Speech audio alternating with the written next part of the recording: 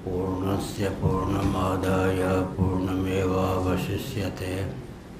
नमो ब्रह्मादिभ्यो ब्रह्मविद्यासम्प्रदायकर्तृभ्यो वंशऋषिभ्यो नमो महद्भ्यः। नारायणाखिलगुरो भगवन्नमस्ते शिवाय नमः। शिवलिंगाय नमः। तन्मे मनः शिवसंकल्पमस्तु सर्वे भवन्तु सुखिनः। नारायण नारायण नारायण नारायण नारायण अखिल गुरु भगवन नमस्ते। कौन सा पृष्ठ है? भाष्य क्या?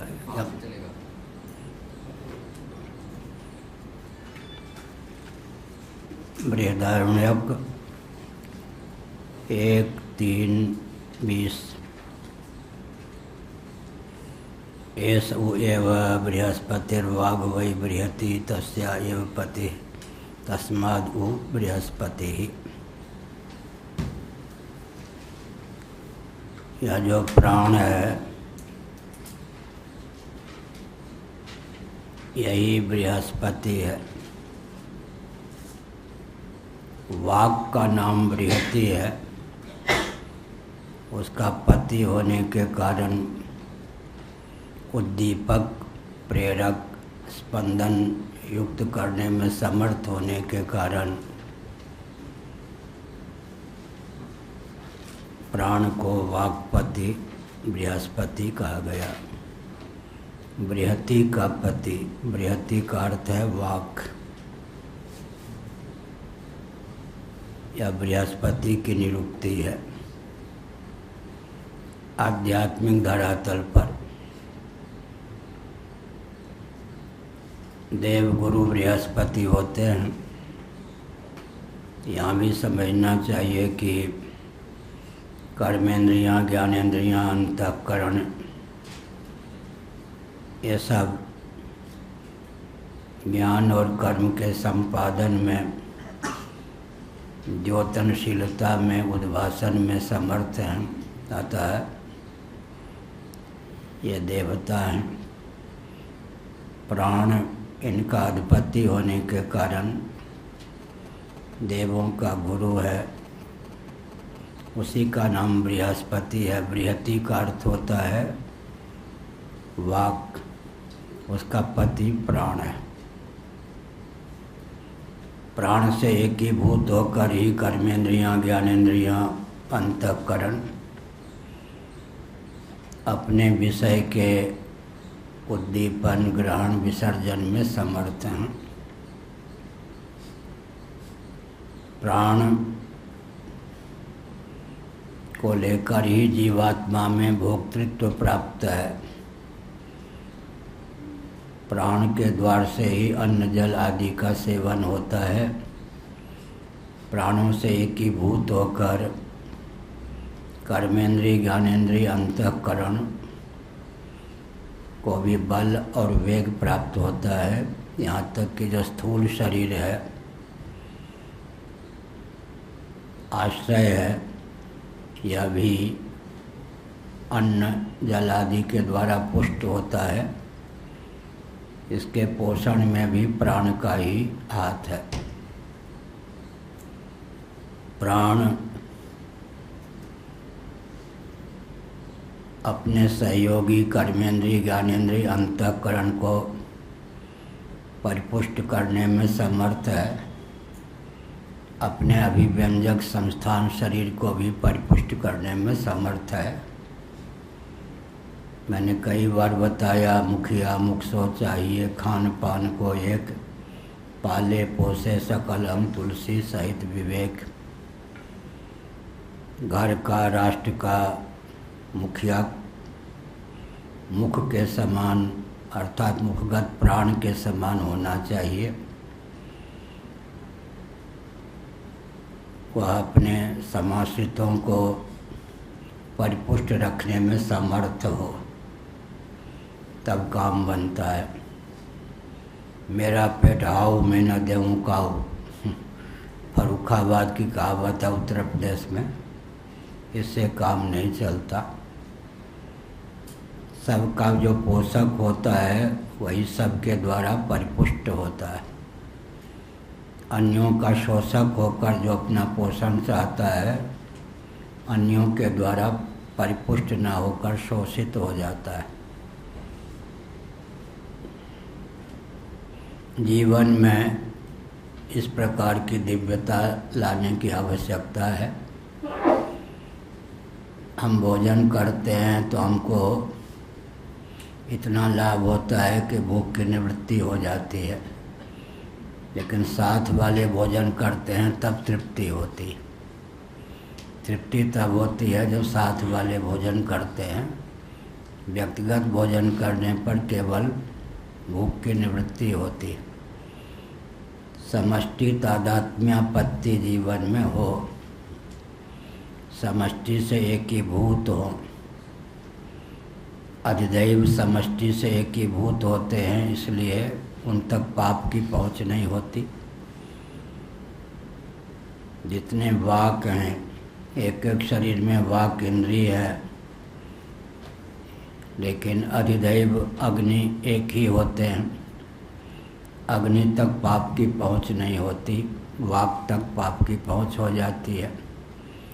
वक्तव्य में समासक्ति पाप की अभिव्यक्ति है। अधिदैव समष्टि अध्यात्म से तादात्म्यापत्ति के कारण स्वयं को पाप रूप मृत्यु से विमुक्त सुदूर रखता है। यह सब दिव्यता जीवन में आनी चाहिए। मैंने कई बार इस सत्र में कहा कि महाभारत के शांति पर्व में लिखा है, राजा देखने में एक होता है। अगर सचमुच में राजा है, लेकिन अष्टवसुओं का, 12 या 11 रुद्रों का, आदित्यों का तेज उसमें सन्निहित होता है, तब राजा शासन करने में समर्थ होता है। ऐसे ही शंकराचार्य शासकों के शासकों का पद है, यहाँ भी वही टिक सकता है, अपने दायित्व का ठीक से निर्वाह कर सकता है, तो समष्टि से तादात्म्यापन्न हो, एकीभूत हो। समष्टि से तादात्म्यापत्ति जिसके जीवन में नहीं है, उसका जीवन खाओ पियो मौज उड़ाओ तक सीमित है। जीवन में दिव्यता का आधान समष्टि से तादात्म्यापत्ति को लेकर ही संभव है, अन्यथा नहीं। अब ये सब न केवलम कार्य का, ये तो हो गया था कल, कहाँ से होगा? थोड़ा उसको आरंभ किए थे भाष्य। ठीक है। कार्यकरणयो एवात्मा प्राणो रूप कर्म भूतयो किम तर्हि ऋग्यजु सामनाम नाम भूतानाम आत्मेति सर्वात्मकतया प्राणम स्तुवन मही करोति उपास्यत्वाय। यस भाष्य है। कार्यकरण का ही आत्मा प्राण हो, ऐसा नहीं। कार्य का अर्थ है स्थूल शरीर। पंचीकृत पंच महाभूतों का तारतम्य संघात होने के कारण स्थूल शरीर कार्य है। करण का अर्थ है सूक्ष्म शरीर। उसमें भी विशेषकर कर्मेंद्रिय, ज्ञानेंद्रिय, अंतःकरण का नाम है करण। प्राण क्या है? कर्णग्राम का उपोद्बलक, इनमें स्पंदन स्फूर्ति प्राण की महिमा से ही प्राप्त है। स्थूल शरीर भी शब होने से तभी तक बचा रहता है जब तक उसे प्राण स्पंदन प्राप्त हो। इसलिए कार्यकरण का आत्मा है प्राण। रूप कर्म भूतयो है। यहाँ रूप का अर्थ है पंचीकृत पंच महाभूत, उससे निर्मित स्थूल शरीर, जो कि तारतम्य संघात है, तत्वांतर परिणाम न होकर तारतम्य संघात। दो शब्दों का हमने प्रयोग किया। एक होता है तारतम्य संघात, एक होता है तत्वांतर परिणाम। कार्य कारण के निर्धारण की यह सरणी है, विधा है। निर्विशेषता की अवधि का नाम कारण है, कल भी कहा था, परसों भी। निर्विशेषता की अवधि, सविशेषता की अवधि का नाम अंतिम कार्य है। लोक में जिसके जीवन में जितनी विशेषता होती है उतना पूजित होता, उपयोगी होता है। पूज्यपाद श्री ब्रह्मानंद सरस्वती जी महाभाग हमारे पूज्य गुरुदेव के गुरुदेव कहा करते थे, ऐसा लाओ नर पीर बवर्ची भिस्ती खर। ऐसा लाओ नर, ऐसे व्यक्ति को लाओ मेरे पास, पीर बवर्ची भिस्ती खर, चारों का काम कर सके। कहते थे ब्राह्मण में सब योग्यता। ब्राह्मण अपनी उपयोगिता को सिद्ध कर देता है। यहाँ गाली देने में तात्पर्य नहीं है, उपयोगिता। पीर के स्थान पर पीर ब्राह्मण होता ही है, सबका पूज्य है। ये प्रयाग के पास एक गांव है, वहीं के स्वामी शांतानंद जी महाराज उसी कुल के थे। बाद में जब शांतानंद जी महाराज संन्यास लेने गए तो कुल गोत्र सब पूछा तो परिवार के ही निकल आए वही। तो क्या कह रहे थे, ऐसा लाओ नर पीर बवर्ची भिस्ती खर। पूज्य ब्रह्मानंद सरस्वती जी महाराज कहते थे, इसका अर्थ क्या है? पीर पैगंबर पीर होता ना, तो पीर ब्राह्मण पीर का भी काम करता ही है, पूज्य है परंपरा से। बवर्ची किसको कहते हैं? हाँ? और भिस्ती बाहर झोंकते हैं। अखर वजन लाद ले, इसका मतलब गधा के सिद्ध करने में तात्पर्य नहीं है। ऐसा लाओ नर पीर बवर्ची भिस्ती खर। कल हम निकेश जी को बता रहे थे, ये वीआईपी कांड ने भारत को मार दिया। यहाँ पीर के स्थान पर पीर, बवर्ची के स्थान पर बवर्ची, भिस्ती के स्थान पर भिस्ती, और भार ढोने की आवश्यकता हुई तो भार। धोती पहन के जब बाजार में जाते थे तो 5-7 किलो अनाज या सब्जी धोती में ले आ सकते थे, और सलवार पहन के, पैजामा पहन के, पैंट पहन के जाए तो क्या होगा। और दमयंती सोई हुई थी, नल कपड़े जब सुखा रहे थे, घर से त्यक्त थे, वो देवताओं के कलयुग के प्रकोप से पक्षी उड़ा के ले गया दिगंबर। अब क्या करें? तो पत्नी जो सोई हुई थी, तलवार से उसके साड़ी का कुछ अंश काटा, रामदेव बाबा बन गए थोड़ी देर के लिए।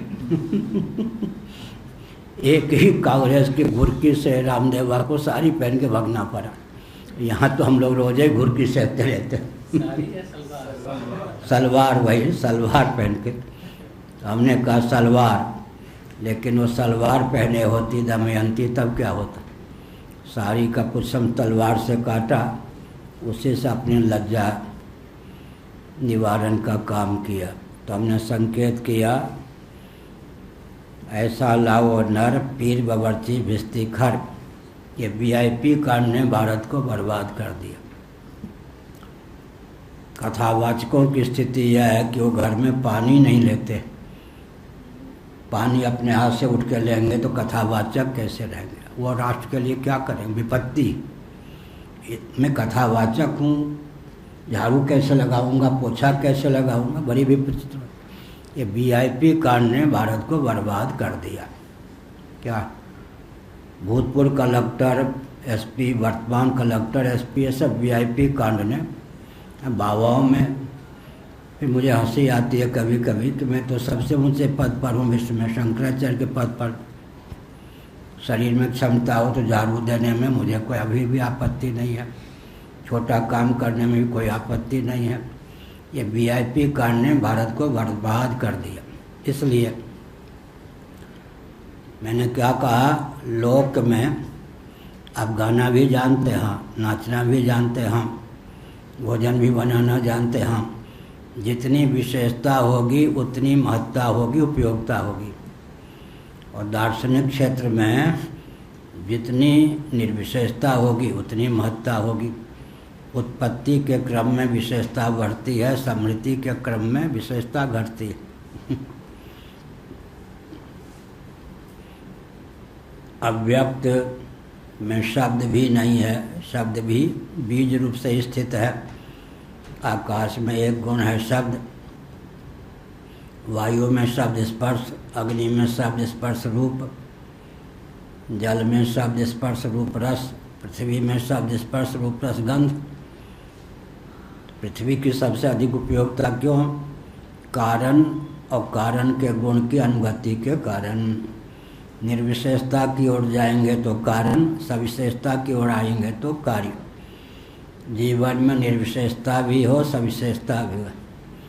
स्वरूपता अपने को निर्विशेष समझें, व्यावहारिक धरातल पर विशेषता होनी चाहिए। जो जितना विशेषता से संपन्न होगा उतना ही उपयोगी सिद्ध कर सकेगा अपने को।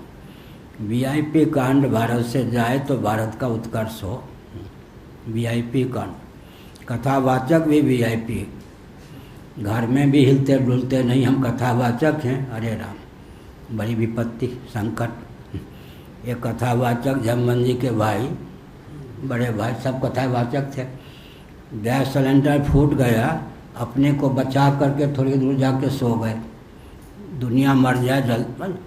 कथावाचकों के इतने वीआईपी कांड है कि राम राम, ये भी कोई क्या।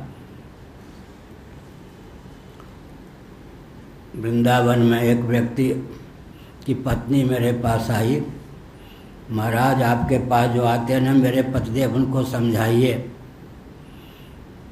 जब बेटा कुछ कहता है, किससे बात करती हो तुम? मैं इंजीनियर हूँ। बेटा ये बात कर, किससे बात करते हो? मैं इंजीनियर हूँ। बेटी बात करती है, किससे बात करते हो? इंजीनियर हूँ। मैं कुछ कहूँ तो किससे बात करती हो? मैं इंजीनियर हूँ। तो हम लोग कहते हैं प्रणाम आपको, यहाँ आप परिवार के व्यक्ति हैं, हमारे पति हैं, बच्चों के बाप हैं। नहीं, मैं तो इंजीनियर हूँ। तो कहा कि आपके पास आते समझाइए, उनका इंजीनियर होना हमारे घर के लिए क्या है, काल हो गए वो। मैं तो इंजीनियर, किससे बात करते हो? मैं इंजीनियर हूँ। बोलो ये मैंने इसलिए कहा। यहाँ पर क्या हुआ, कार्यकरण का आत्मा ही प्राण नहीं है। रूप कर्म भूत जो हैं उनका भी, रूप का अर्थ हुआ पंचीकृत पंच महाभूत का तारतम्य संघात। तत्वांतर परिणाम तब होता है जब तत्व की संख्या में वृद्धि करे। तत्व की संख्या में वृद्धि जहाँ शांत हो जाती है वहाँ तारतम्य संघात होता है। रूप का अर्थ है यह स्थूल शरीर जो कि पंचीकृत पंचभूतों का तारतम्य संघात है। कर्म का अर्थ है ज्ञानेंद्रियाँ, कर्मेंद्रियाँ, अंतःकरण। ये कर्म क्यों है? उपलब्धि और क्रिया। उपलब्धि भी कर्तृत्व है, ज्ञान और कर्म का संपादन इनके द्वारा होता है। रूप कर्म भूतयोः किम तर्हि। अब यहाँ पर कहा गया कि स्थूल शरीर और कर्मेंद्रियाँ, ज्ञानेंद्रियाँ, अंतःकरण, ये कर्म, रूप और कर्म, इन दोनों का उपोद्बलक प्राण ही है। शरीर में जो कुछ स्फूर्ति है, जीवनी शक्ति है, वो प्राण के कारण।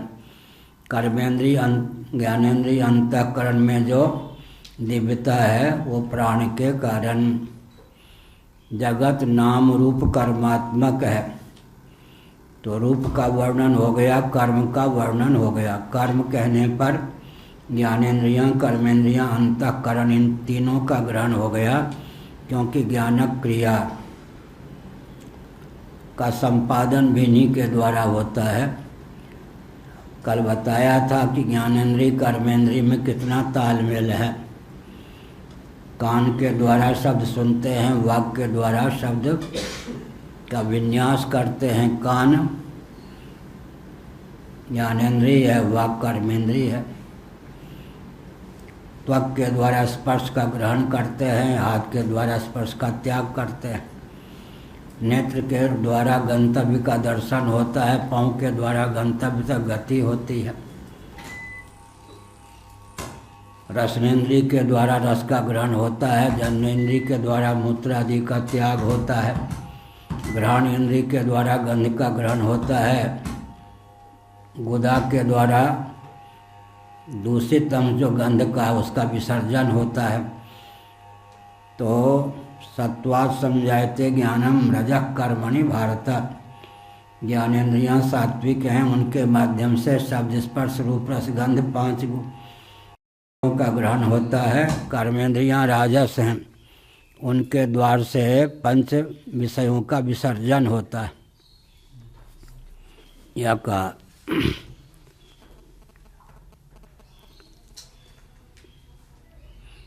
रूप कर्म भूतयोः किं तर्हि ऋग यजु सामनाम नाम भूतानाम आत्मेति सर्वात्मकतया प्राणम स्तुवन मही करोति उपास्यत्वाय। अब कहा कि नाम और रूप, रूप और क्रिया का वर्णन कर दिया गया। नाम का अभिव्यंजक भी वास्तव में प्राण ही है। वाक के द्वारा नाम की निष्पत्ति होती है। ऋक् यजु साम ये सब वागात्मक ही हैं, लेकिन वाक इंद्रिय भी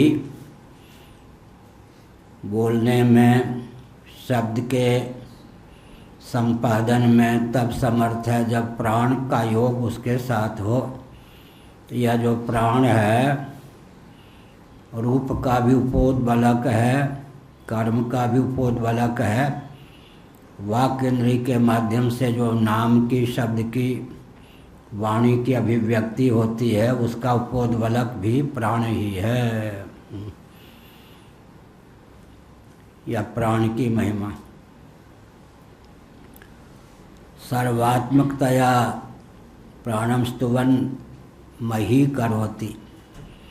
महिमा मंडित करती है श्रुति। प्राण की सर्वात्म रूपता को सिद्ध कर महिमा मंडित करती है श्रुति। मही करोति। सर्वात्मकता, जो सर्वात्म भाव संपन्न होगा वही महिमान्वित होगा। क्या संकीर्णता जीवन में होगी। उदारता के नाम पर क्या मर्यादा का परित्याग ना हो, यह आवश्यक है। अमर्यादित जीवन का नाम उदारता नहीं है, वो तो पशुता है। लेकिन जीवन में जो संकीर्णता है वही विकास के मार्ग में अवरोधक है। बहुत बढ़िया कहा गया महाभारत में, श्रीमद् भागवत के 7वें स्कंध में। कम्युनिज्म क्या पलता भारत में? 2 प्रकार के व्यक्तियों को गले में वजनदार पत्थर रस्सी के योग से बांधकर दंडाधिकारी जलाशय में डुबो दे। वो 2 प्रकार के व्यक्ति कौन हैं? धनवंत मदातारम दरिद्रं च तपस्विनम। धनी होकर के भी उचित स्थान पर जो धन का उपयोग नहीं करते, 25 पीढ़ी के लिए धन इकट्ठा करते हैं, वो भी यही दंड पाने योग्य। श्रम की क्षमता होने पर भी, स्वस्थ होने पर भी जो दाने दाने के लिए मोहताज रहता है लेकिन हाथ पर हाथ रखे रहता है, ऐसा जो श्रमजीवी होने पर भी श्रम से मुकरता है, दरिद्र होने पर, धन की इच्छा रखने पर भी जो श्रमशील नहीं है, उसको भी समझाने पर न माने तो दंडाधिकारी वजनदार पत्थर गले में बांधकर जलाशय में डुबो दे। धनवंत मदातारम दरिद्रंचा तपस्विनम, दरिद्र होकर श्रम से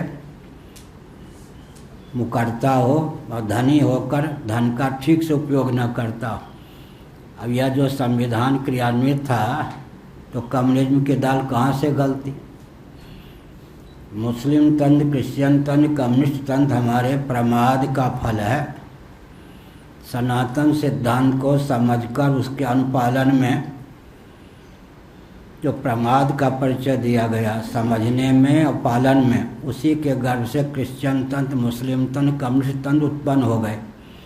अगर हम अपने प्रमाद को दूर कर लें तो क्रिश्चियन तंत्र, कम्युनिस्ट तंत्र, मुस्लिम तंत्र की पृथक से कोई उपयोगिता ही सिद्ध न हो। पहले हम लोग गाते थे, शहीद तेरी मौत ही वतन की जिंदगी शहीद तेरी मौत ही वतन की जिंदगी। ऐसे हमारा प्रमाद ही क्रिश्चियन, कम्युनिस्ट, मुस्लिम तंत्र का जीवन है। इनकी उद्भावना की आवश्यकता क्यों पड़ी?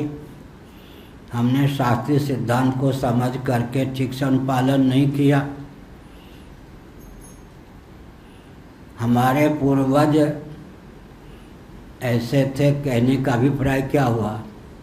हम ऐसे थे, नहीं ध्यान गया हो। हमारे पूर्वजों से भूल हुई। हमारे पूर्वज ऐसे थे। उस समय हमारे पूर्वज कौन थे? हम थे या और कोई थे? कहो जी, क्या प्रफुल्ल जी? हमारे पूर्वज हमें क्यों? इतना तो कह ही दिया, क्योंकि अगर हम मुक्त हो गए होते तो जन्म ही क्यों होता? हमारे पूर्वज ऐसे थे, मन हम उन दिनों ऐसे थे। जिस किसी शरीर में रहे ब्राह्मण, क्षत्रिय, वैश्य, यही ना। हमारे पूर्वज ऐसे थे का अर्थ क्या है? उन दिनों हम ऐसे थे, यही ना। उन दिनों हम थे या नहीं? हमारे पूर्वज ऐसे थे का अर्थ क्या हुआ? उन दिनों हम ऐसे थे। और नई पीढ़ी ऐसी है कि इन दिनों हम ऐसे हैं, यही ना।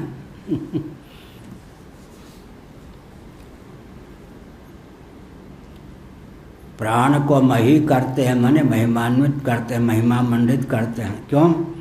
उपास्यत्वाय, प्राण उपास्य है, उसकी उपासना करेंगे। किसी की उपासना की जाती है तो स्वरूप, स्वभाव, प्रभाव तीनों का अंकन करके, स्वरूप, स्वभाव, प्रभाव तीनों का विज्ञान होगा, तब तो उपासना करेंगे। ये सब वो प्रकृत अंगिरसो बृहस्पति ही। प्रकृत का अर्थ होता है प्राप्त संदर्भ, चालू संदर्भ। प्रकृति अलग है, प्रकृत शब्द का प्रयोग। प्राप्त संदर्भ का नाम प्रकृत है।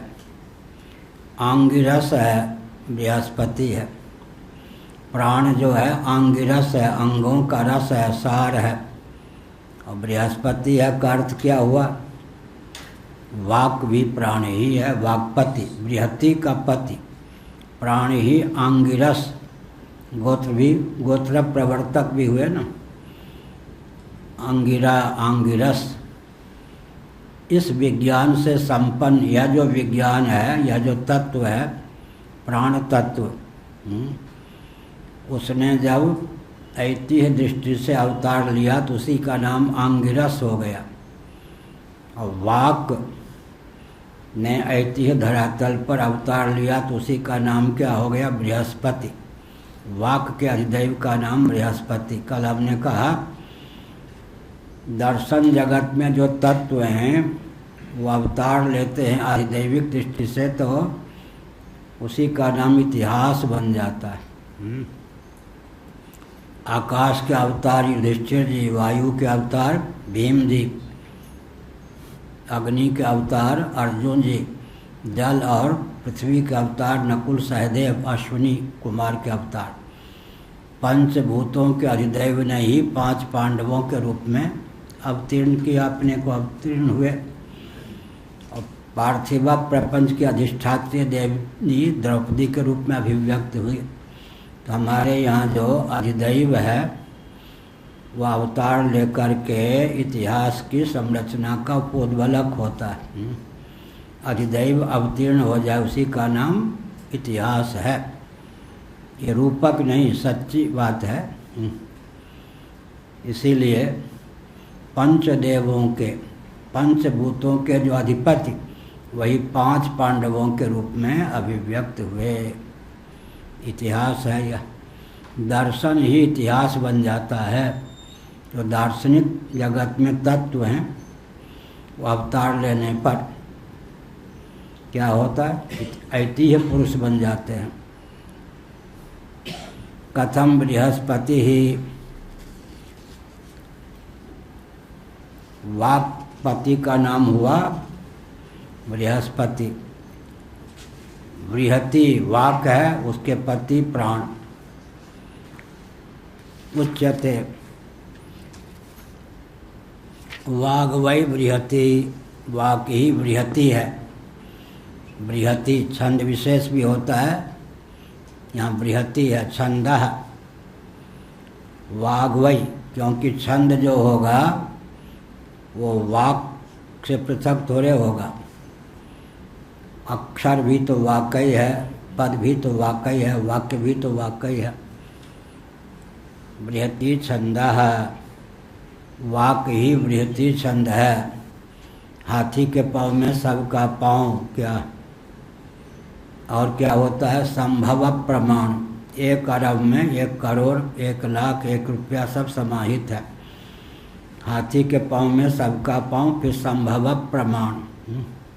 जो चतुर्वेदी है वो ऋग्वेदी है ही, यजुर्वेदी है ही, सामवेदी है ही, अथर्ववेदी है ही। नाम है चतुर्वेदी, और फिर 4 वेद का नाम भी नहीं जानता।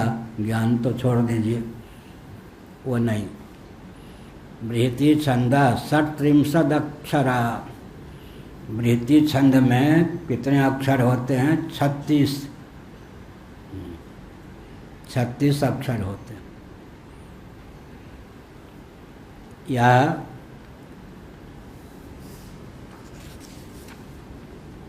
वाग्वई बृहति, बृहति छंद 36 अक्षरों वाला छंद बृहति है। अनुष्टुप च वाक् संभव प्रमाण। 32 अक्षरों से युक्त हो जाए तो अनुष्टुप छंद 36 में 32 समा जाएगा या नहीं। इसलिए बृहति का नाम ले लिया तो अनुष्टुप का ज्ञान हो ही गया, सन्निवेश हो ही गया। संभव प्रमाण, संभव प्रमाण और संप्लुतोदक न्याय। संप्लुतोदक न्याय क्या, संप्लुतोदक न्याय, संप्लुतोदक जी क्या हुआ ये? संप्लुतोदक न्याय और संभव प्रमाण एक ही है। संप्लुतोदक क्या हुआ? संप्लुतोदक क्या हुआ? आरसी से ही सुना। तो फिर संभव को हम लोग अतिरिक्त प्रमाण नहीं मानते, अनुमान में अंतर्भूत कर देते हैं। अधिक में न्यून का सन्निवेश संभव प्रमाण। तो यहाँ पर 36 में 32 का अंतर्भाव हो ही जाता है। बृहति छंद में अनुष्टुप का अंतर्भाव हो गया। हाथी के पाँव में सबका पाँव। कथम वाग्वा अनुष्टुप इति श्रुतेः। ये जो वाक है निस्संदेह जहाँ बृहति है वहाँ अनुष्टुप भी है। अनुष्टुप संख्या की दृष्टि से 36 और 32। बृहति में 36 तो अनुष्टुप में 32, तो 32 समा जाता है 36 में। तो वाक माने छंद की संरचना तो अक्षरों के द्वारा होगी। अक्षर ये सब वाक ही हैं। साथ साथ वाक अनुष्टुप बृहत्याम छंदस्य अंतर्भवत। वह जो वाक है अनुष्टुप छंद के रूप में बृहति छंद में जाकर समा जाती है, क्योंकि 36 में 32 का पर्यवसान हो ही जाता है। संभव प्रमाण समा जाना।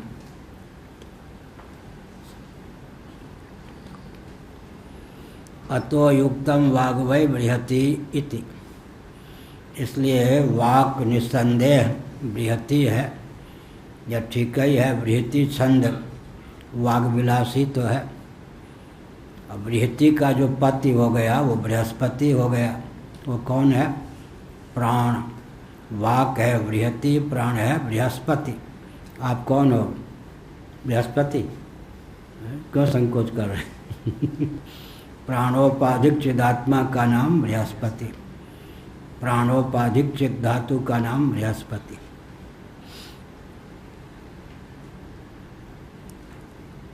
प्रसिद्धवद वक्तुम, सिद्ध है यह तथ्य। बृहति का पति हो गया बृहस्पति। बृहति छंद में 36, अनुष्टुप में 32, 36 में 32 का सन्निवेश हो गया। अनुष्टुप का सन्निवेश हो गया बृहति में। बृहति वाग विशेष है, 36 अक्षरों के द्वारा उसकी निष्पत्ति होती है। और वाक शक्ति जब प्राण से एकीभूत हो जाती है तब अपनी उपयोगिता और अपने अस्तित्व को सिद्ध कर पाती है। वाक की सत्ता और उपयोगिता प्राण पर निर्भर है। तो यह बृहस्पति है। कौन? प्राण।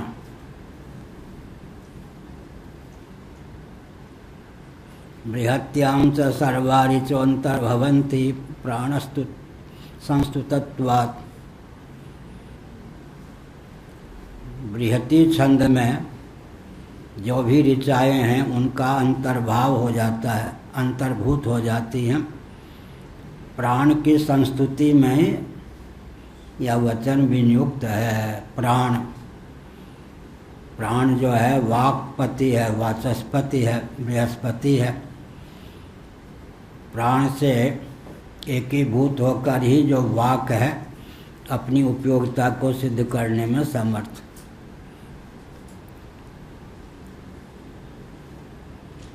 प्राणो बृहति प्राण ऋचा इत्येव विद्यात् इति श्रुत्यंतरात्। इस संदर्भ में भगवत पाद शंकराचार्य महाभाग ने श्रुत्यंतर को उद्धृत किया। प्राण जो है बृहति है, प्राण जो है ऋचा है, इस प्रकार। वास्तव में तो वाक है बृहति, वाक ही ऋचा है, लेकिन वाचस्पति होने के कारण, वाक के भी अधिपति होने के कारण क्या हुआ? प्राण की महिमा हो गई। वाक की जो भी महिमा है प्राण की महिमा, क्या वाक की जो महिमा है वो प्राण की महिमा हो गई। समाश्रितों की जो महिमा होती है वो समाश्रय की महिमा हो ही जाती है।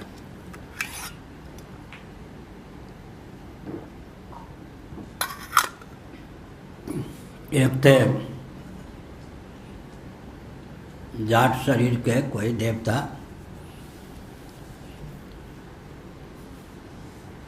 हमारे पूर्वाचार्य महाभाग जब स्कूल के अध्यापक थे गृहस्थाश्रम में, तो उनके विद्यार्थी हो रहे थे। महाराज हो गए शंकराचार्य, वो भी हो गए सन्यासी। तो उनका व्यसन था, लेकिन मेरे प्रवचन सुना था वामदेव जी महाराज ने कहा एक बार भावेश्वर मंदिर में आने। आज मेरा प्रवचन नहीं होगा, आप इनका प्रवचन सुनिए। आयु तो मेरी छोटी थी, तो सिरोही में भी होते, हमसे कभी भिड़े नहीं लिखते। तो उनका व्यसन था कि जिस किसी से भिड़ जाओ शास्त्रार्थ की चुनौती।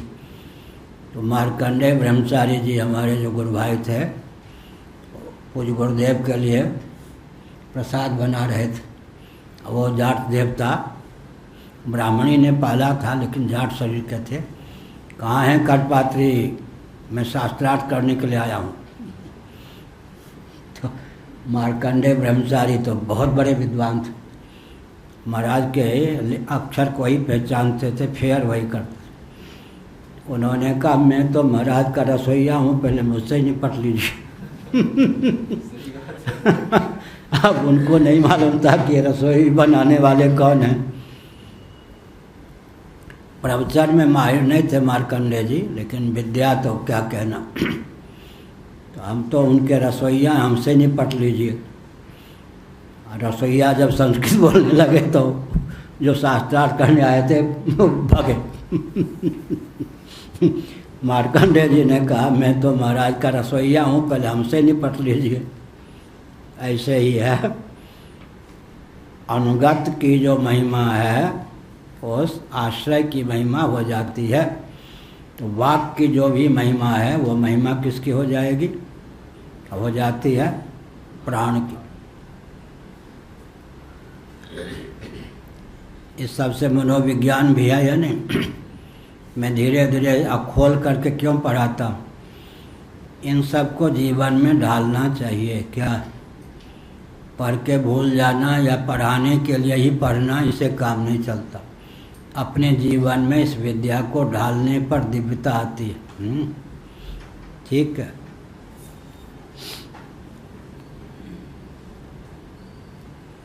नहीं तो जिस रस्सी से बर्तन आदि को साफ करते हैं वो काले ही बने रह जाते।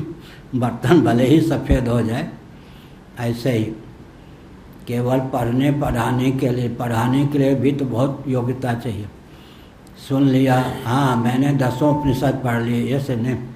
इन सब विद्याओं को अपने जीवन में ढालने पर व्यक्तित्व निखरता है। व्यक्तित्व निखरता है। नहीं तो फिर क्या होता है, दोपहर के सूर्य के ऊपर वो थूका किसी ने, वो थूका के उसी पे पड़ गए। क्या ऐसे ज्ञान विज्ञान संपन्न व्यक्ति को कोई अज्ञानी थूकेगा, गाली देगा, क्या करेगा? गर्मी लग रही है, कुछ करो भाई इनके लिए, इसको खोल दो। वो एक खिड़की खोल लो ना तुसी। हाँ भाई इनके लिए करो। हाँ ठीक है। हमने क्या संकेत किया? यह जो विद्या है जिसके जीवन में प्रतिष्ठित है, यह विद्या उसकी रक्षा करती है या नहीं? करोड़ों एटम बम की क्षमता भी ऐसे विद्वान के पास टिकती नहीं, तो जित्तू पप्पू क्या टिकेंगे? गोपाल देवता। खामखा एक पर्वत से टकराना, निंदा करना, अपनी वाणी दूषित हुई, कुल कुटुंब नष्ट हो जाता है। तो जिनको ये विद्या प्राप्त है, भूल करके भी भिड़ने का प्रयास न करें, ये विद्या ही खा जाती है। क्या बहुत बड़ी विद्या है। तो ये तो मर्त्यलोक है ना। यहाँ तो उपहार है गाली सुनना ये सब, लेकिन देवराज इंद्र भी आएंगे। केवल देवराज इंद्र हों, कोई देवराज इंद्र तत्वज्ञ होते हैं, जैसे छांदोग्य श्रुति में आया। बाकी देवराज इंद्र शतक्रतु होने के कारण देवराज इंद्र तो होगा, ये विद्या उनको हो ये आवश्यक नहीं। ब्रह्मा जी इस विद्या से संपन्न होते हैं। देवराज इंद्र कुबेर वरुण भी इस विद्या से संपन्न हो कह नहीं सकते। इस विद्या से संपन्न होते तो यहीं मुक्त हो गए होते, वहाँ क्यों जाते? इसलिए भूल करके भी इस प्रकार की विद्या जिसके जीवन में प्रतिष्ठित हो, कुल कुटुंब को बचाने की इच्छा हो तो कभी भिड़ना नहीं चाहिए। लेकिन असुर जो होते हैं वो भिड़े बिना रह नहीं सकते। हाँ, विकराल मुँह न होने पर भी व्यक्ति असुर हो सकता है या नहीं? असुर माने आसुर स्वभाव से संपन्न, कम से कम अपने ऊपर कृपा करके ऐसे ज्ञान विज्ञान संपन्न व्यक्ति से स्वप्न में भी भिड़ने का प्रयास नहीं करना चाहिए। देवराज इंद्र भी आएंगे तो हम नमस्कार करेंगे, देवता हैं वो। भिड़ने का प्रयास करेंगे तो उन्हीं को मुँह की खानी पड़ेगी, औरों की तो बात छोड़ दीजिए। उनके वज्र भी स्तंभित हो जाएंगे। इसलिए यह जो विद्या है चलता फिरता व्यक्ति को आत्मबम बना देने में समर्थ है। ऐसे विद्वान से कभी भिड़ने का प्रयास नहीं बन सके तो क्या करे। मुंडक में लिखा है अर्चयत भूति कामः, मनोरथ की सिद्धि भी अनुगमन से, योजना में सहभागिता से हो जाती है। भिड़ने से तो कुल कुटुंब सहित व्यक्ति बर्बाद हो जाता है, कोई आंसू पूछने वाला नहीं होता। हम लोगों की गति 14 भुवन में है। मैं किसी और ढंग से बोलता हूँ, कभी चंडी चेत जाती है तो जहाँ से आया हूँ वहाँ से बोलता हूँ जहाँ से आया हूँ वहाँ से फिर बोलता हूँ। भगवान रामकृष्ण का अवतार नहीं हूँ, लेकिन लुद्धु बुद्धू भूत प्रेत का भी नहीं हूँ। जो काम करना है करके फिर अपने लोक में चला जाऊँगा। भूल करके भी भिड़ने का प्रयास करेंगे तो आसुरी संपत्ति गिने जाएंगे या नहीं। तो माता पिता ने इसलिए जन्म दिया था कि असुर हो जाओ इससे अच्छा है किसी के ससुर बन जाओ बुरा न मानो। असुर ससुर मालूम है नहीं? निराला जी थे, निराला जी ने अपनी कविता पढ़ दी, स्वर में नहीं, तो निराला जी की आलोचना की, असुर बोले। असुर का अर्थ सुस्वर नहीं बोले। उन्होंने कहा असुर का वक्तव्य सुन लिया, आप ससुर जी का वक्तव्य सुनिए ससुर माने स्वर सहित। एक ने निराला जी के लिए कहा अपनी कविता तो पढ़ दी लेकिन गा के नहीं, असुर।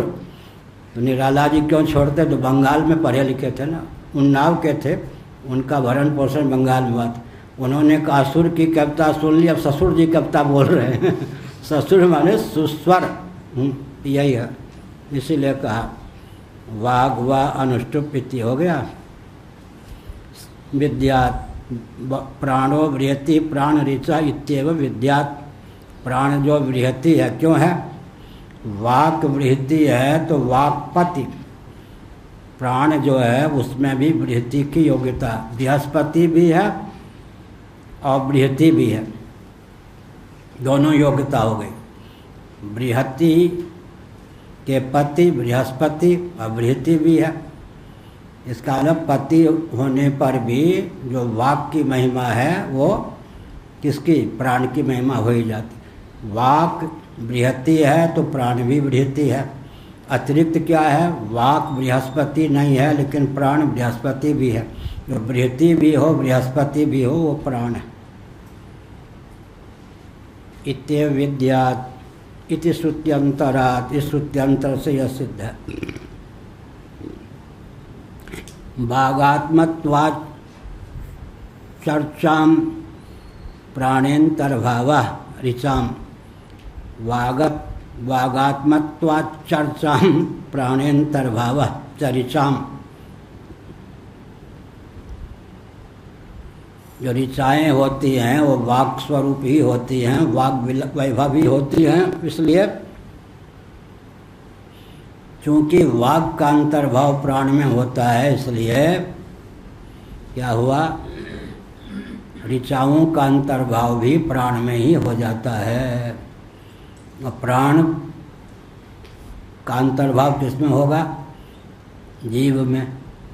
तो जीव जहाँ है अपने आप में कितना ऊंचा है? जीव यहाँ कोई है? ये बताएं कितने जीव हैं यहाँ पर? मोटा मोटी कितने जीव हैं? सब में जीव है या नहीं? जो अदृश्य यहाँ दिखाई नहीं पड़ते उनकी बात हो, यहाँ जितने श्रोता वक्ता सब हैं या नहीं? इसलिए कहा जीव जहाँ है वहाँ उसका स्थान कितना ऊंचा है। विषय करण सुरजीव समेता सकल एकते एक सचेता। विषय की अपेक्षा इंद्रियां उत्कृष्ट हैं, इंद्रियों की अपेक्षा अधिष्ठात्री देव, देवता की अपेक्षा देवता जब निष्पाप होते हैं देवताओं की अपेक्षा भी जीव का हमारा आपका उत्कर्ष है। लेकिन नीचे क्यों आए? मानी बंधन में आए। इंद्रियों के अनुरूप देह के अनुरूप अपने को मान करके अगर हम किसी भी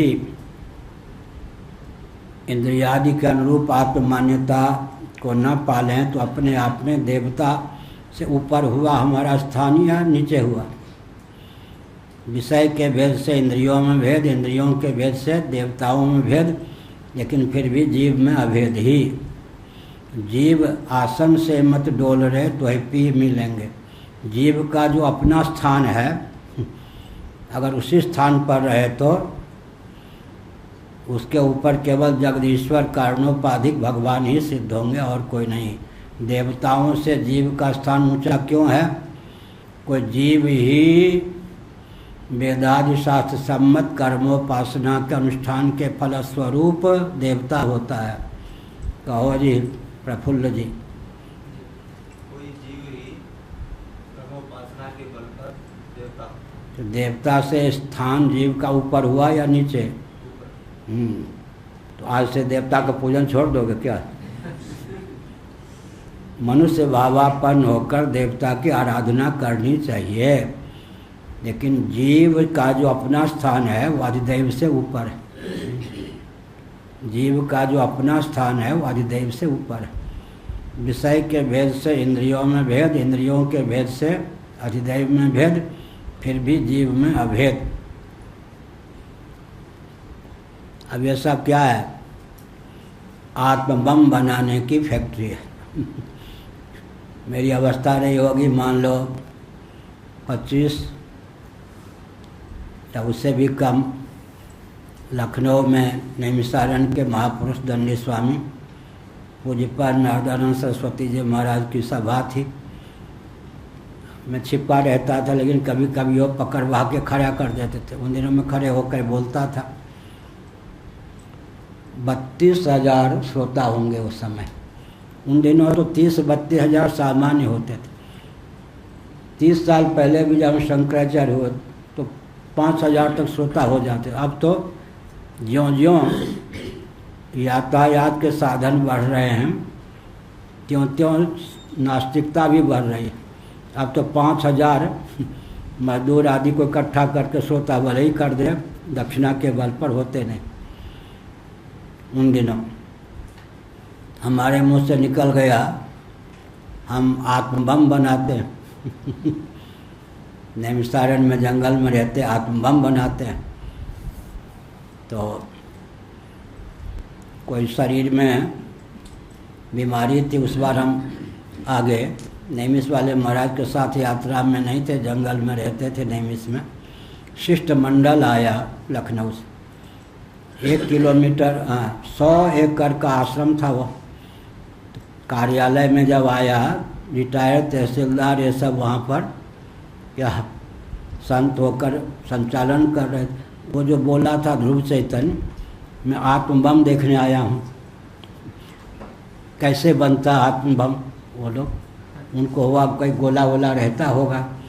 अरे वो बच्चा था, बच्चा बोल दिया, आपने सत्य समझ लिया, वहाँ कोई फैक्ट्री वैक्ट्री नहीं है। उन सबको पोल पट्टी पर आके भगा दिया। उसने कहा ऐसा तो नहीं लगता था, झूठ बोलता हो। हमारे पास आके क्या कहा, तुम्हें बचा लिया हमने क्या बचाया? वो लोग लखनऊ का शिष्ट एक से एक विद्वान लोग आए थे, तुम बोल दिए थे कि आत्मबम बनाते हैं। हमने कहा आप डरपोक हैं, हमारे पास आते हम बताते आत्मबम क्या है।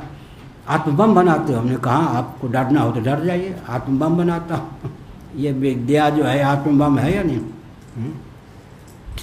उनको हुआ कि कोई थैला वैला में कुछ बैगन की आकृति का या लौकी की आकृति का बम बनाता होगा। उन्होंने कहा हम तुम्हें को बचा लिए, नहीं तो इज्जत उतार देता वो। तुम बता सकते थे आत्मबम कहाँ है। हमने कहा आप तहसीलदार होके रिटायर होके बाबा, हम लोग बचपन के बाबा हैं, आप हमारे पार नहीं पार, हम बता देते आत्मबम क्या होता है। अच्छा तो उनको वाकई कोई विस्फोटक सामग्री बनाता होगा, इसीलिए कहा प्राणो बृहति प्राण ऋचा इत्येव विद्या। क्या अर्थ हुआ? बृहति का पति होने के कारण प्राण बृहस्पति है, लेकिन जिसका पति है वो भी है, वो बृहति भी है, क्योंकि वाक जो है प्राण से एकीभूत होकर ही अपनी उपयोगिता सिद्ध करने में समर्थ है। तो बृहति भी है और बृहस्पति भी है, दोनों। क्या अपने आश्रित की महिमा भी आश्रय की महिमा होगी या नहीं? अपने आश्रित की महिमा भी आश्रय की महिमा होती है। प्रधानमंत्री कह सकते हैं कि जो हमसे टकराएगा चीन उन चकनाचूर कर देंगे। सेना और सेनापति सब उनके अधीन होते या नहीं। ऐसे ही यहाँ पर प्राण की जो महिमा है वो तो अपनी महिमा है ही, क्योंकि वो बृहति वाक का पति है। लेकिन वाक की जो महिमा है वो भी प्राण की ही महिमा है। वागात्मतत्वात् चर्चाम प्राणे अंतर्भाव। ऋचाएँ जो हैं वो वागात्मिका हैं। अब वाक का अंतर्भाव प्राण में हो गया तो ऋचाओं का अंतर्भाव भी किस में हो गया? प्राण में। तो मैं क्या कह रहा था? और जीव जो है वो प्राण का भी प्राण है। तो ऋचा से जीव का स्थान ऊपर हुआ या नीचे? जीव जो है ऋग्वेद भी है, यजुर्वेद भी है, सामवेद भी है, अथर्ववेद भी है, अग्नि भी है, वायु भी है, नाम भी है, रूप भी है, क्रिया भी है। लेकिन अपनी महिमा समझे तब, नहीं तो जो है वो है। तत्कथम इत्याह। भला यह कैसे? इस पर कहा तस्या वाचो बृहत्या ऋच ऐसा प्राण पति ही। उसकी जो वाणी है, प्राण का जो अवयव है, प्राण के जो समाश्रित है, प्राण का जो परिकर है वाक, वही बृहति छंद भी है, वही ऋचा भी है। प्राण उसका पति है। इसका मतलब जो ऋचा की महिमा है, वाक की महिमा है, सब बृहति की महिमा है, सब प्राण की महिमा हो ही गई। परिकर की महिमा जो है वो प्रभु की महिमा होती ही है। तस्या निर्वर्तकत्वात्, निर्वर्तक संपादक, क्योंकि वाक के माध्यम से जो भी क्रियाकलाप की सिद्धि होती है वो क्रियाकलाप जो है प्राण मूलक ही है। अतः सब कुछ महात्म्य प्राण के पास अपने आप पहुंच जाता है। कौष्ठ्याग्नि प्रेरित मारुति निर्वर्त्या ही ऋक्। कोष्ठाग्नि कहाँ है शरीर में? कहीं नहीं, मालूम नहीं, देखा नहीं। अच्छा, कोष्ठाग्नि, जठराग्नि, हाँ ये बन प्रयाग में जठराग्नि तीव्र होने चाहिए। ये पंडा घर के हैं, प्रयाग के, बहुत अच्छा, बहुत बड़ा त्याग है। कम से कम कोरोना के दिन में 1000 तो यजमान से ले ही लेते, संगम ढलवा के। 1000 रुपये रोज घाटा पर है या नहीं? ये सब युवक देखिए, पंडा कुल के हैं प्रयाग के। तो क्या गंगा यमुना सरस्वती संगम में स्नान करवा के एक यजमान से 2 यजमान 3 यजमान जितने कम से कम 1000 रोज कमा लेते। तो ये है 30,000 रुपया महीना तो अपना छोड़ करके महीनों से हैं साथ में, हम माता पिता की अनुमति से हैं। तो बहुत बड़ा त्याग हुआ या नहीं? अर्थ की दृष्टि से भी त्याग। नौकरी करते तो हजारों पर खेलते। इन लोगों का त्याग, यही जो डिग्री डिप्लोमा प्राप्त हैं, 5 लाख रुपया कम से कम महीना कमाते, ये सब।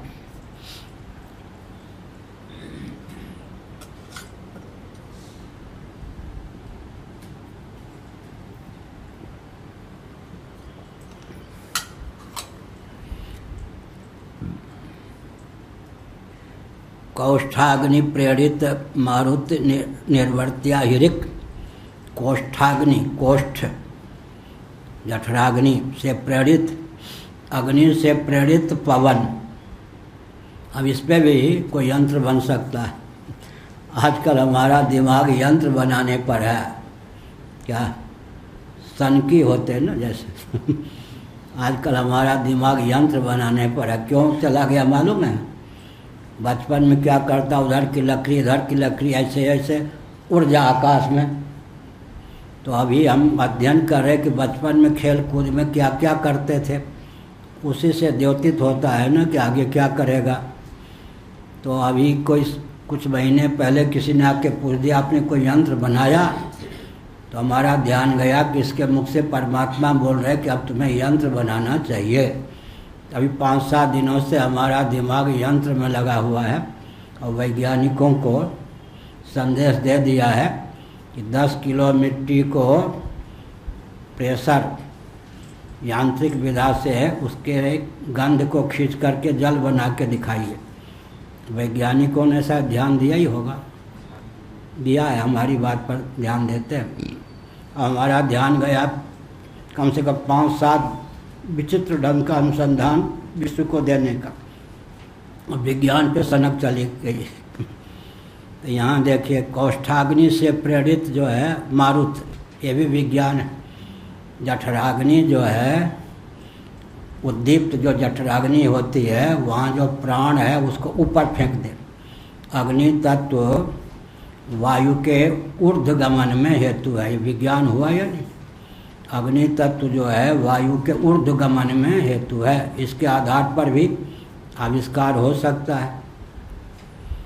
कौष्ठाग्नि प्रेरित वारुतिर्निर्वर्त्या हिरिक, कौष्ठाग्नि से फिर क्या हुआ, उसने ऊपर उछाल दिया प्राणवायु को, वो यहाँ हृदय से आकर के यहाँ अकुह विसर्जनीया नाम कंठा इचसा नाम ताल ऋतरसा नाम मूर्धा, ये सब तो अष्ट संस्थान अकुह विसर्जनीया नाम कंठा। 9वां संस्थान कौन है, हृदय। 10वां संस्थान कौन है, नाभिमंडल मूलाधार। तो कोष्ठाग्नि क्या करती है, वायु को ऊपर छाल देती है। वो वायु हृदय से ऊपर आकर के यहाँ अकुह विसर्जनीया नाम कंठा इटयसा नाम ताल ऋतरसा नाम मूर्धा, इस प्रकार से क्या होता है, शब्दों का विन्यास होता है। तो ऋक भी जो है वाग रूप ही है ना, वाणी रूप। तो यह है जो प्राण जो है यह ऋक है, प्राण ही यजु है, प्राण ही साम है, प्राण ही अथर्व है।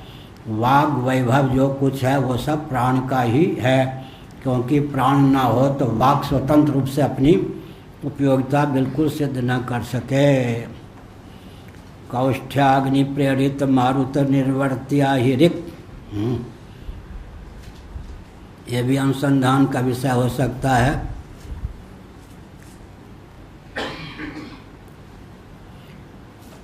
अग्नि जो है वो पवन का उद्दीपक है, पवन के ऊर्ध्वगमन में हेतु है। इतना अंश अनुसंधान का विषय बन सकता है। पालनाद वा वाचस्पति ही, वाचस्पति का अर्थ दूसरे ढंग से भी करते हैं भाष्यकार भगवान। पालनाद वा वाचस्पति, पति कौन होता है, पालक, पालक पालन करने वाला। तो वाक का पालक कौन है, प्राण। ठीक, वो दीपक भी है, पालक भी है, इसलिए पति हो गया। अधिपति स्वामी के अर्थ में भी या पालक के अर्थ में भी पति शब्द का प्रयोग होता है। प्राणन ही पाल्यते वाक, बहुत बढ़िया। प्राण के द्वारा ही वाक पालित होती है।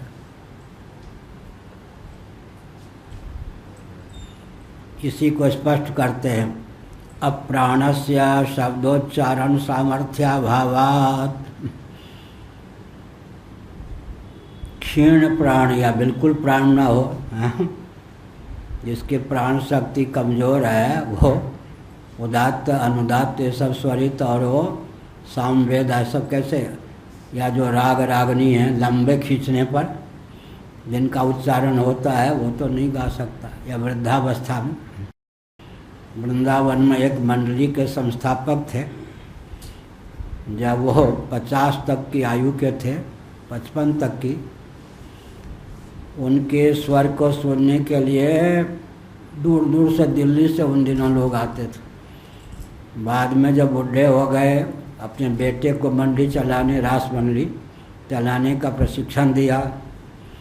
तो मैंने उन दिनों भी उनका वक्त संगीत सुना था, हारमोनियम पर होते ना रास मंडली वाले, जिन दिनों वो अच्छे ढंग से गा लेते थे। अब बेटा मंडल हारमोनियम पर था, उनसे रहा नहीं गया, दिन वो भी देखने आ गए। बेटे से कहा मैं गाऊंगा, पिताजी क्षमा कीजिए सब भग जाएंगे। और बेचारे क्या गाते। हमने सोचा हो एक दिन ऐसा था, श्रोता लोग नए नए थे, हम तो पुराने हैं। एक दिन ऐसा था कि इनके संगीत सुनने के लिए दिल्ली से लोग दौड़ते थे। आज इनका बेटा ही हारमोनियम पर खड़ा नहीं होने देता। 5 मिनट आप गाएंगे, गा क्या पाएंगे, सब श्रोता भग जाएंगे पिताजी। वो दो समय समय की बात का यही हुआ। तो प्राण के द्वारा ही वाक इंद्री पालित होती है। प्राण पालक है, पाल्यते वाक, इसलिए वाक्पति है। इस ढंग से भी बृहस्पति भी है, वाक्पति भी है। कौन? प्राण। अप्राणस्य शब्दोच्चारण सामर्थ्याभावात्। प्राण क्षीण हो। अप्राण माने अनुदरा कन्या, अन उदरा। अनुदरा कन्या का अर्थ क्या हुआ? ऐसी कन्या, लड़की जिसके उदर नहीं के बराबर हो, उसका नाम है अनुदरा कन्या। इसी प्रकार से यह क्या है? अप्राणस्य, दुर्बल प्राण, टीबी का मरीज, क्षीण प्राण या दुबला पतला व्यक्ति हो तो शब्दोच्चारण का अभाव होता है। किसी तरह अपना काम चला सकता है, नहीं तो उच्च स्वर से गान नहीं कर सकता, यह अभिप्राय है। तस्माद् बृहस्पतिर ऋचाम प्राण आत्मेत्याह। आत्मेत्यर्थ इस प्रकार से यह बृहस्पति भी है, वाक का अधिपति भी है। कौन? प्राण। ऋचा का अधिपति भी है, यह भी हो गया।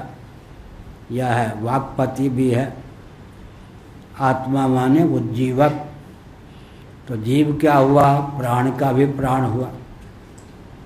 जीव जब अपने स्थान पर है तो विषय से उत्कृष्ट करण, करण से उत्कृष्ट अधिदैव, अधिदैव से भी उत्कृष्ट कौन हो गया?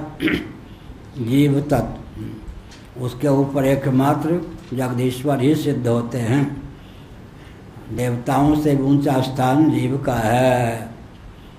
लेकिन जब वो देहेंद्रीय प्राणांतःकरण में तादात्म्यपन्न हो जाता है तो फिर क्या है? राहुल गांधी का भी चेला बन जाता है। मोदी जी का भी चेला बन जाता है। ठीक है, इंदिरा जी की चेली बन जाती है कोई। यही हुआ। जीव ही तो है ना। अभी आऊँगा 2-3 मिनट।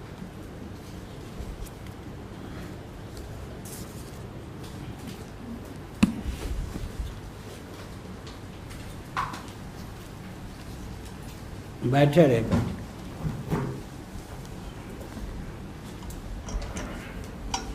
हे राम जी।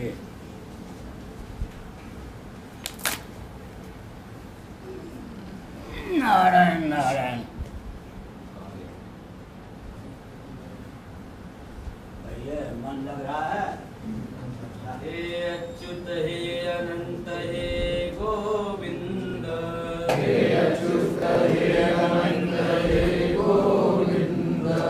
हे अच्युत हे अनंत हे गोविंद। हे अच्युत हे अनंत हे गोविंद। हे अच्युत हे अनंत हे गोविंद। हे अच्युत हे अनंत हे गोविंद। हे अच्युत हे अनंत हे गोविंद।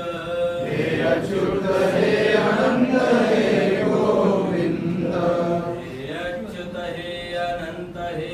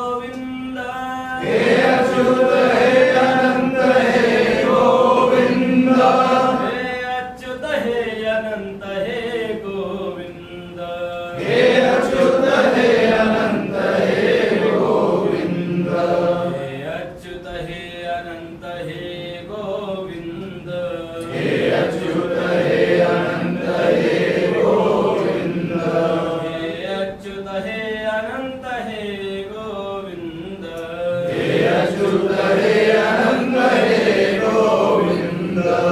शंकराचार्य भगवान की जय। पार्वतीपते हर हर महादेव। बैठ।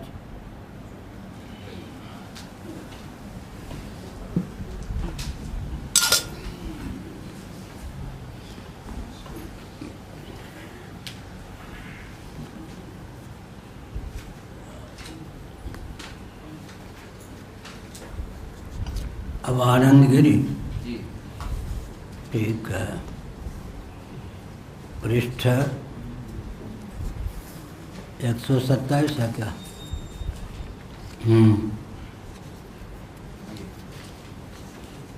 127 आनंद गिरी टीका।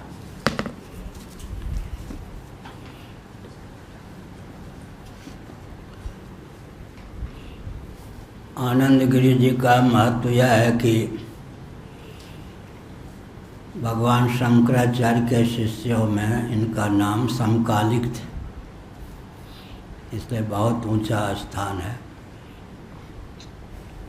समकालिक टीकाकार हैं।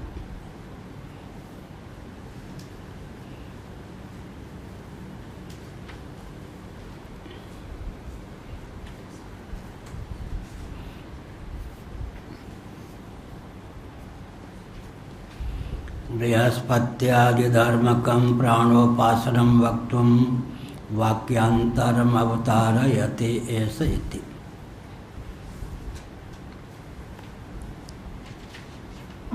यथा पूर्व इत्यादि कहकर, यथा पूर्वम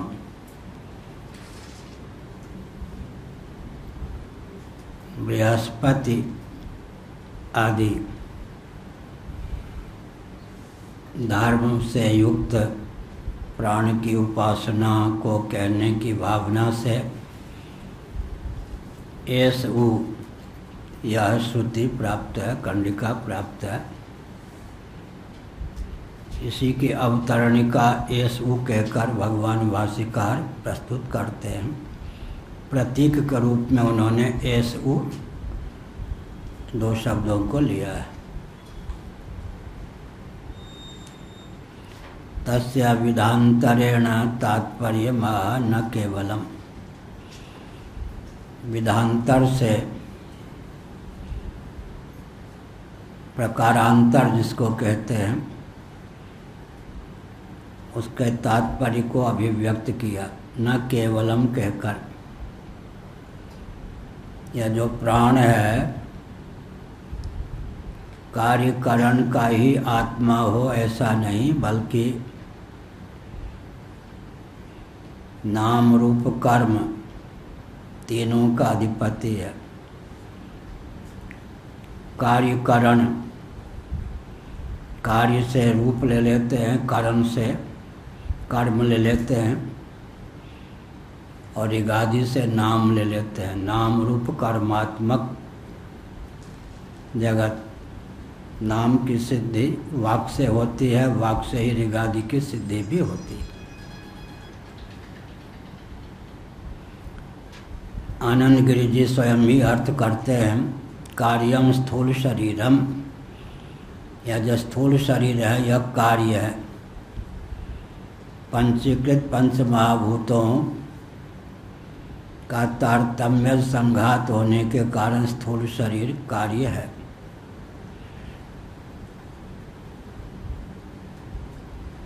प्रत्यक्षतः रूप्यमाणम, प्रत्यक्ष प्रमाण के द्वारा है, निरूपित है, स्पष्ट ही परिलक्षित है। रूपात्मक नाम रूप कर्म कहते हैं तो रूप रूपात्मक है, यह पंचीकृत पंच महाभूत का तारतम्य संघात है, यह अर्थ हुआ।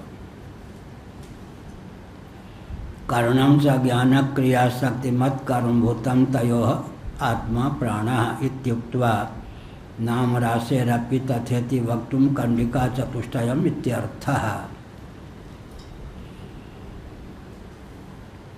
कारण क्या है? कारण के दो भेद हैं, ज्ञानेन्द्रिय कर्मेंद्रिय। ज्ञान का संपादन होता है ज्ञानेन्द्रिय के द्वारा, कर्म का संपादन होता है कर्मेंद्रिय के द्वारा। अंतःकरण भी करणात्मक है, ज्ञान कर्म उभयात्मक है। अंतःकरण को ज्ञान कर्म उभयात्मक कहा गया क्योंकि अमनस्क दशा में व्यक्ति न सुन पाता है न चल आदि पाता है।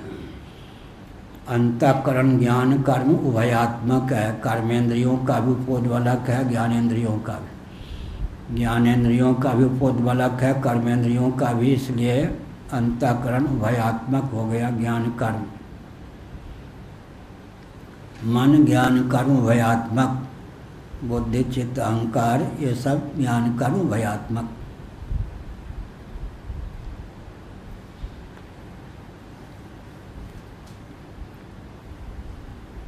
कार्यम स्थूल शरीरम प्रत्यक्षतो रूप्यमाणम रूपात्मकम कारणम च ज्ञान क्रिया शक्तिमत् कर्मभूतम।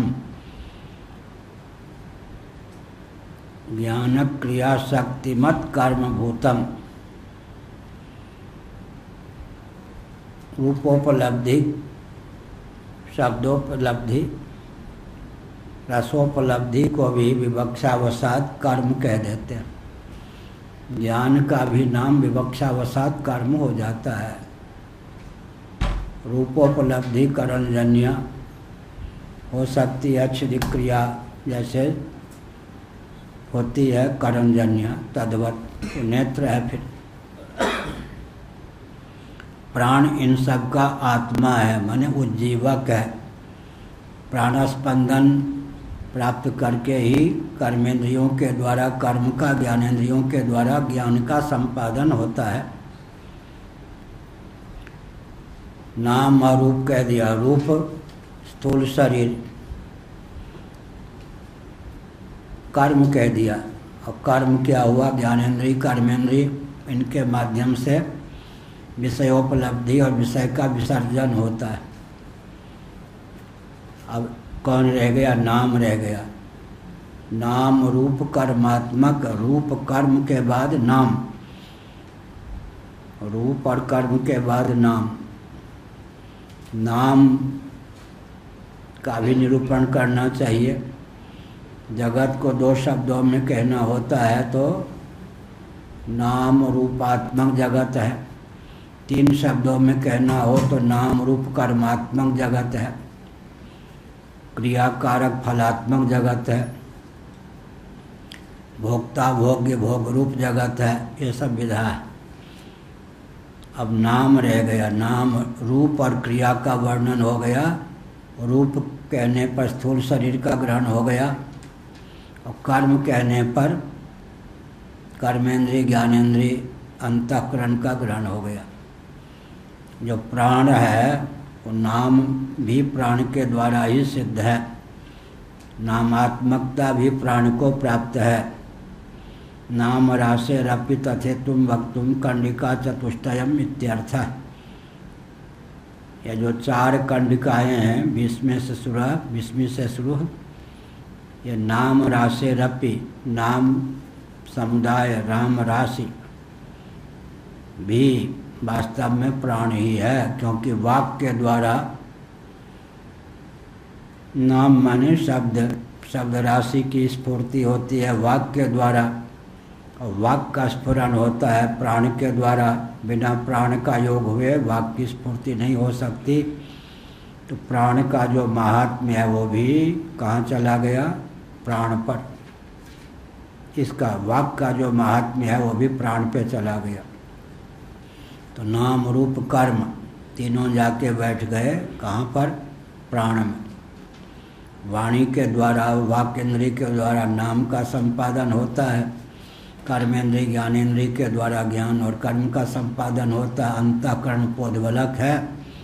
तो नाम रूप कर्म की जो उपयोगिता है जीवन में वो प्राण के कारण है, यह अभिप्राय हुआ।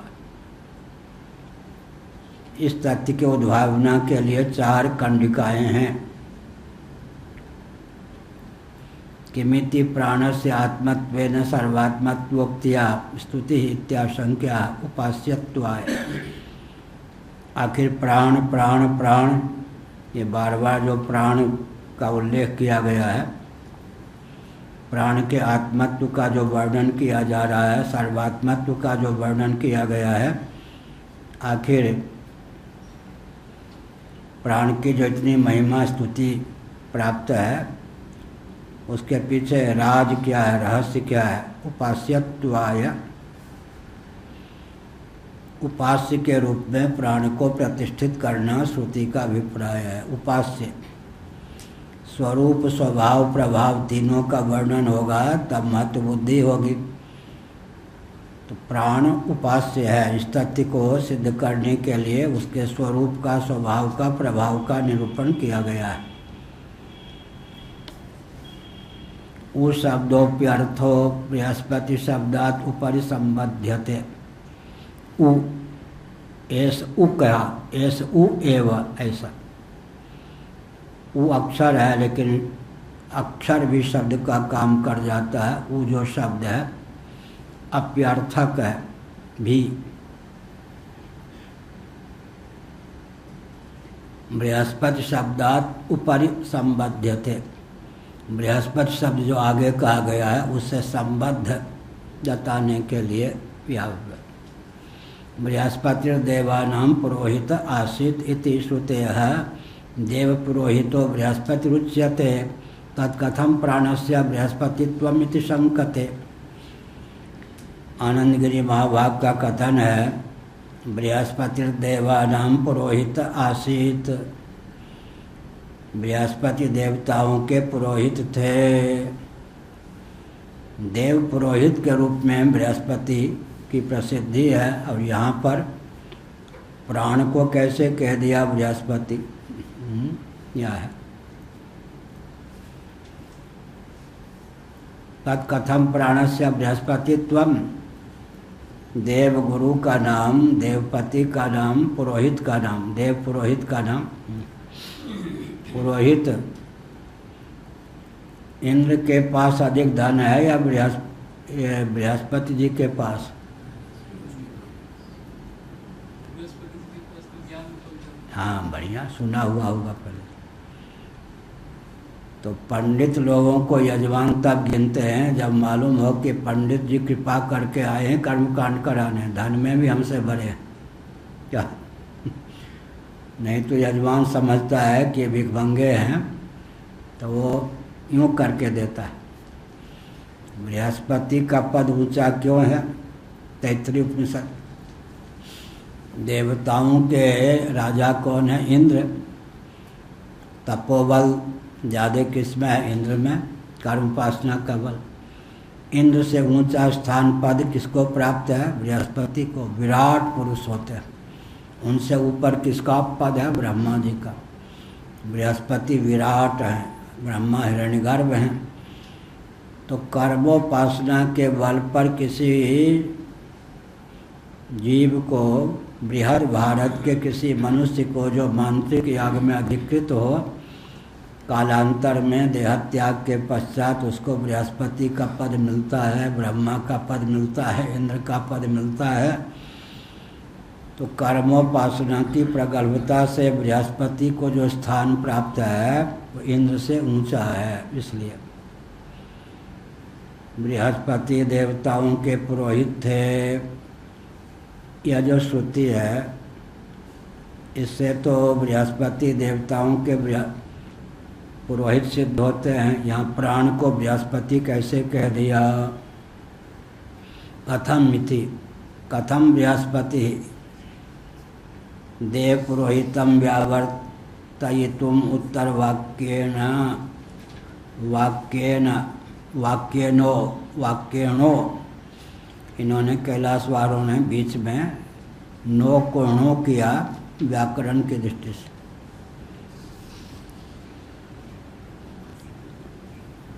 क्योंकि आगे जो शब्द है उस दृष्टि से देव पुरोहितम व्यावर्तयितुम, देव पुरोहित जो कौन है,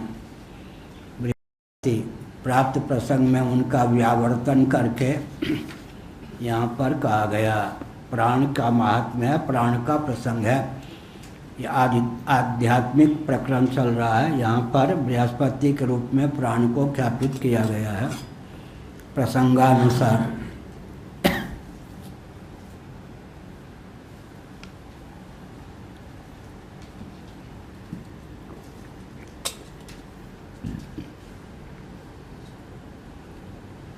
प्रसिद्ध वचनम कथम इत्याशंक्या बृहति छंदः। बृहस्पति, बृहति के पति हो गए बृहस्पति। बृहति छंद विशेष है। छंद विशेष होने के कारण उसके पति कौन हो गए, वाक। छंद भी तो क्या है, वाक विशेष।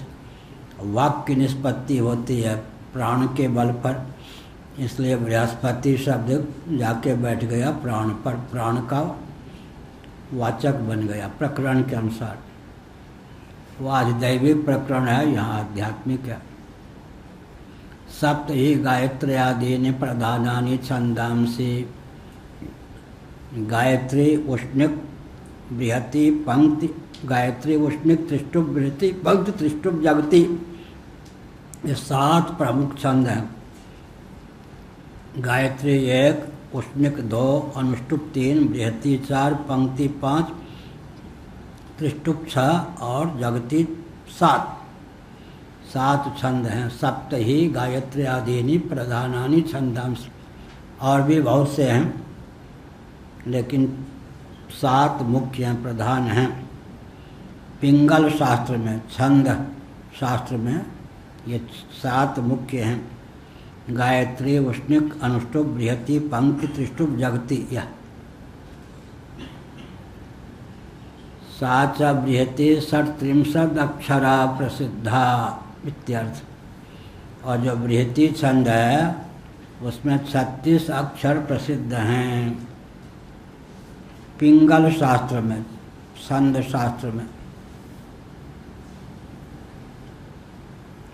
भवतु यथोक्ता बृहति तथापि कथम वाग्वै बृहति इत्युक्तम।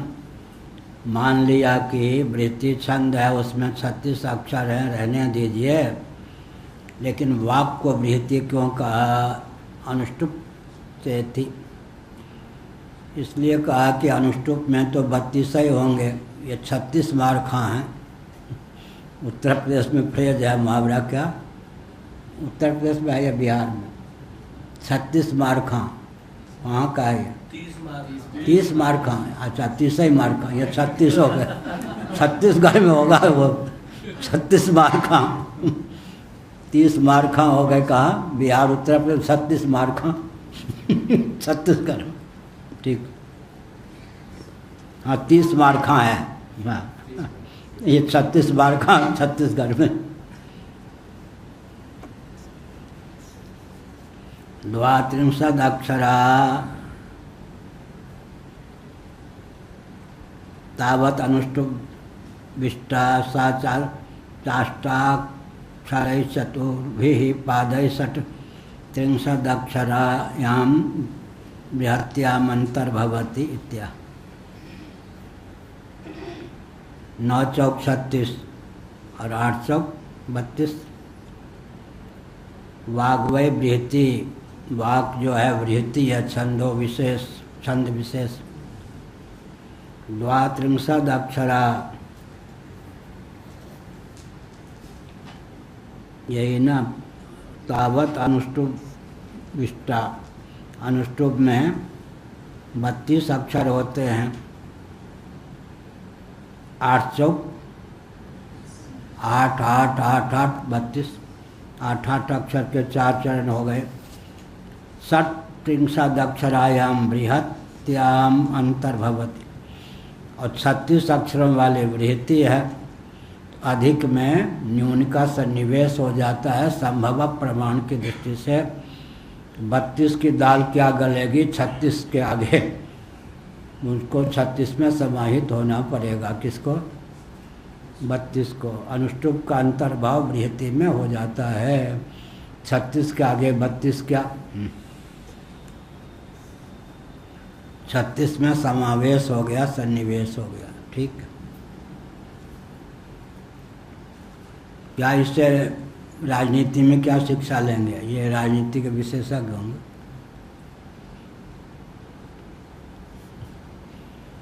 राजगद्दी 32 अक्षर के हों, 32 हो, तो व्यासपीठ के व्यक्ति को 36 होना चाहिए तब वो मानेंगे, नहीं तो नहीं मानेगा।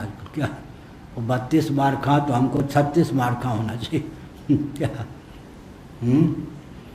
नहीं तो वो तो फिर प्रचारक बना लेंगे ना, प्रचारक बना लेंगे। और देखो जो रामदेव बाबा, रविशंकर जी, ये सब चुनाव में प्रचार कर कर के भाजपा को लाए, सबकी बोलती बंद कर दी गई है नहीं।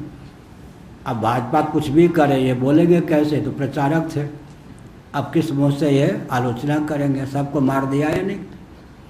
इसलिए कहा 32 मार्खाओं पे 36 मार्खा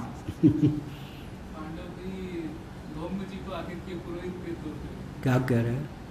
पांडव जी धौम्य जी को आगे के पुरोहित के तौर पे। किनको? किनको? धौम्य ऋषि। कहाँ थे वो? जंगल में बैठे हुए वृक्ष के नीचे, दक्षिण आदि से दूर थे वो धौम्य ऋषि। क्यों?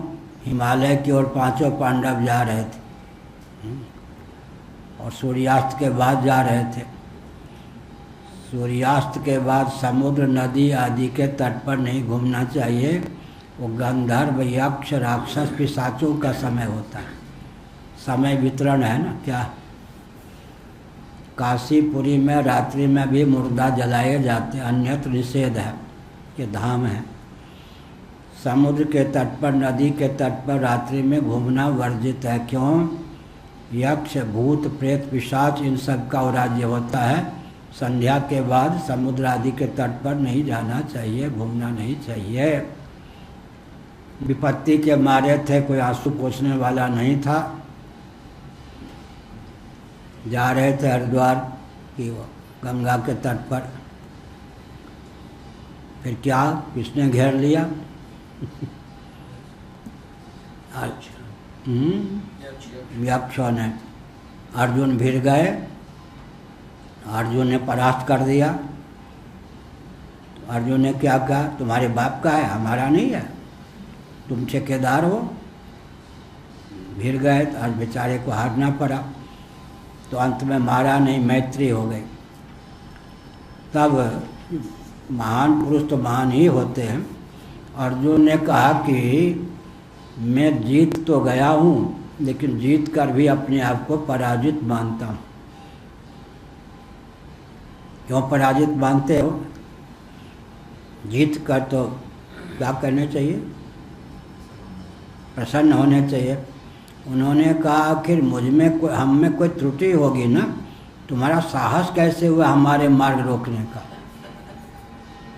कोई ना कोई त्रुटि हमको हम में पाई होगी, तब तो तुम्हारा साहस हुआ ना। हमको ललकारने का, रोकने का साहस हुआ, तो कोई ना कोई त्रुटि रही होगी क्या? कहाँ त्रुटि थी? उधर तुम्हारी दृष्टि नहीं थी। एक तो विपत्ति के मारे हो घूम रहे थे। तुम खोई हुई संपत्ति, खोया हुआ राज्य पाना चाहते हो। तुम्हारा कोई पुरोहित तो है ही नहीं। देखिए 5 पांडव देवता के अवतार थे, लेकिन उनसे कहा कि जब तक तुम्हारा कोई पुरोहित नहीं होगा, गुरु नहीं होगा, अपनी बुद्धि के बल पर, प्रज्ञा शक्ति, प्राण शक्ति के बल पर तुम विजय नहीं प्राप्त कर सकते।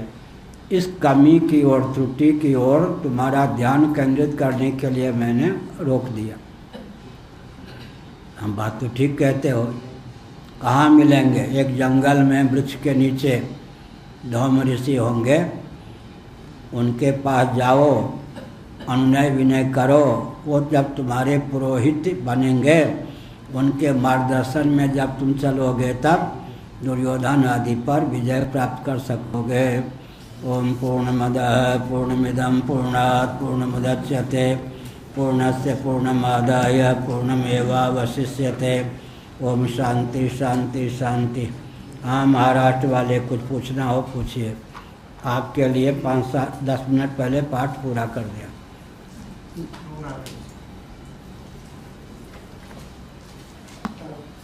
प्राण वाक का पति है लक्ष्मी, और क्या है ब्राह्मण पति है, ब्रह्म का पति है?